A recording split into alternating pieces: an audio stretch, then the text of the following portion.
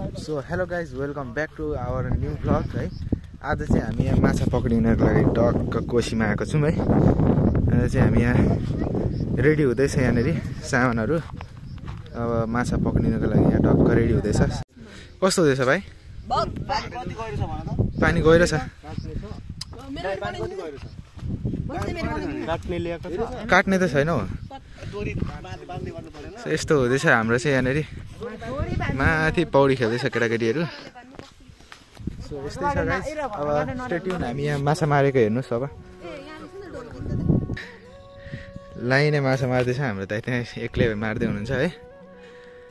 हामीले चाहिँ यहाँ अहिलेसम्म चाहिँ 5-10 मिनट भयो यो चाहिँ पक्रेको छौँ एउटा। अनि हामीसँग चाहिँ यहाँनिर भर्खरै भाइहरू आएको थियो। यति माछा चाहिँ हामीले बेचेर गएको छ।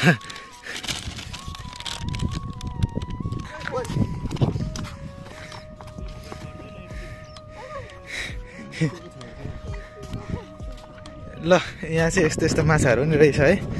सो मैले चाहिँ एउटा पनि पक्रेको छुइनँ, दाइले मात्रै 2टा पक्रिनु भइसक्यो है। हामीले चाहिँ एउटा पनि पक्रेको छैन अहिलेसम्म। ल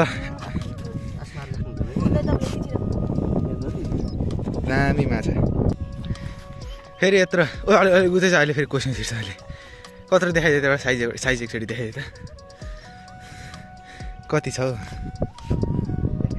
है? 1 किलोको माछा है गाइज। छोड्नु छोड। सो गाइज अहिले चाहिँ हेर्नु, फेरि मैले एउटा माछा हानिसकेको छु है। सिद्रा टाइपको छ यो चाहिँ, सिद्रा टाइपको पर्यो तर ठिकै छ।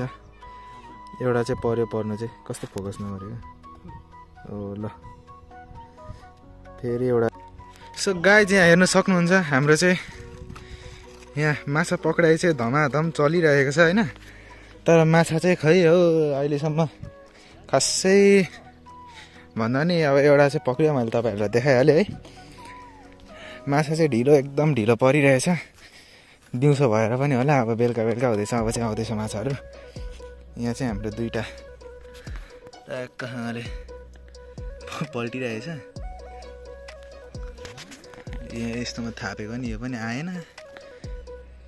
सानो माछाहरू पर्छ कि भनेको यहाँ पनि आएन छ। अर्को पनि थापेको छौँ। अब हेर्दैछौँ। यही एउटा दह जस्तो बनिएको रहेछ यहाँनिर चाहिँ। त्यहीँ खेलेको हामी चाहिँ, त्यो बएको कोसीमा चाहिँ खेलेको छैनौँ। यहाँ नर्मल खेलेको यत्तिकै परिरहेछ गाइज। बेलुका पनि भइसक्यो। अब चाहिँ हामी यहाँबाट बिदा हुन जाँदैछौँ। हाम्रो माछा चाहिँ त्यहाँ छ है, एउटा ठुलो माछा।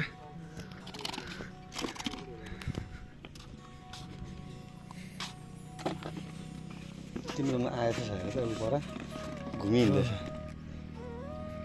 यहाँ पौडी खेलौँ भनेर ट्याक्क फर्किरहेछौँ होइन। माछा पक्रेर चाहिँ फर्किसक्यौँ हामीले। अब चाहिँ हामी यहाँनिर पौडी खेल्ने भनेर आएको, तर अलिकति पानी फोहोर छ जस्तो छ। त्यही भएर के गर्ने केटा हो।